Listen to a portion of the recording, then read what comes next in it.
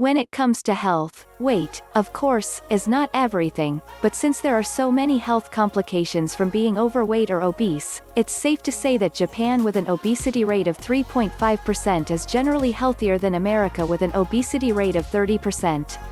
Japan isn't perfect, it has found itself on the 2012 Top 50 list for cancer rates, but it comes in near the bottom of the list at rank number 48 while America is at rank number 6. I'm contrasting Japan with America simply because these are the two countries I've lived in.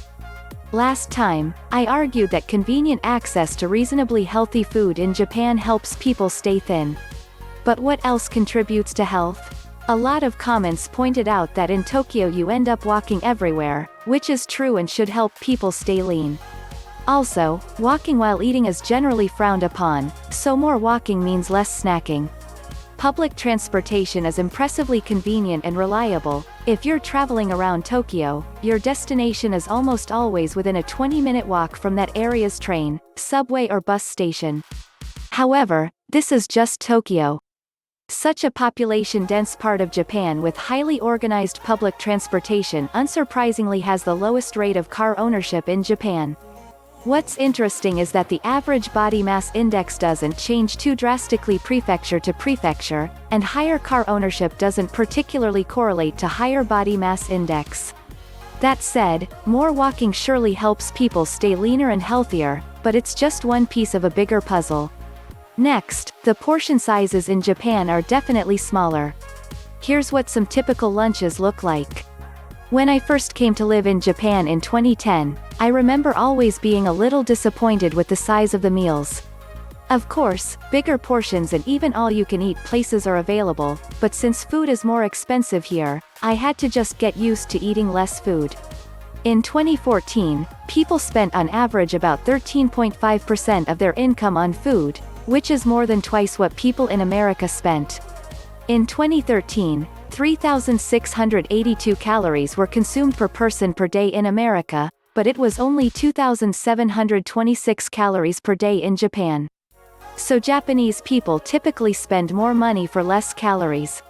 Although, cheap calories from the sugar and soda is probably a factor here as Americans consumed more than 5 times the amount of soda Japan did in 2011. Next, the type of food being eaten over here is of course different. You may have noticed in the clips I just showed that everything comes with rice. The Japanese diet is by no means low carb, but while Japan and America eat about the same amount of the two grains wheat and rice combined, Japan eats about half as much wheat as America. Cutting out wheat or gluten is usually suspected to be only a fad, but gluten, found in wheat and not rice, has been shown to have some unique properties. This 2012 Brazilian rodent study, for example, found that putting just 4.5% wheat gluten in the diet increases body fat, inflammation, and insulin resistance. Work by Dr. Alessio Fasano and his team has shown that the gliadin protein of gluten, through the stimulation of a protein called zonulin, opens up the spaces between the epithelial cells in your gut. This allows gliadin fragments to leak through the gut into the bloodstream, provoking an immune response and inflammation. However, since the reaction to gluten differs from person to person and the science is relatively new and complex, it's hard to say by what degree wheat is worse than rice or how much wheat is too much. Next is the regular consumption of fermented foods in Japan. Elie Metchnikoff, winner of the 1908 Nobel Prize in Medicine, was the first to propose the theory that lactic acid bacteria are beneficial to human health.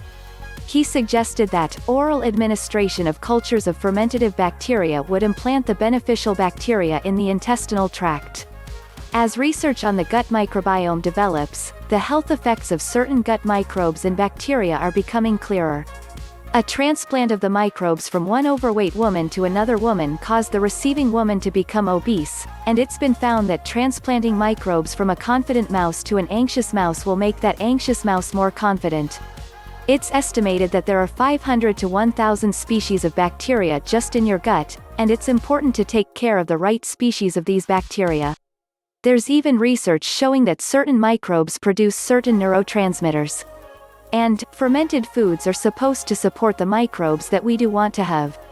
Plenty of fermented foods have been part of the Japanese diet for a very long time. There's natto, soy sauce, miso, Fermented fish and tsukemono, which is pickled vegetables. Kimuchi, a fermented food traditionally from Korea, is also widely available in Japan. Fermented foods like these are very easy to find at the supermarket, and it's common to get a side of Japanese pickles with your meal. The next point is balanced meat consumption.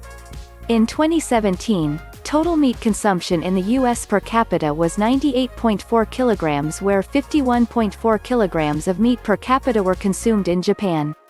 American people per capita ate only 7 kilograms of seafood in 2015, while Japanese people ate 27.3 kilograms of fish and fish products in 2014. If the meat everyone was eating was antibiotic-free grass-fed meat, high meat consumption might not be a bad thing, but in any case, we can agree that a higher fish intake is generally good for you.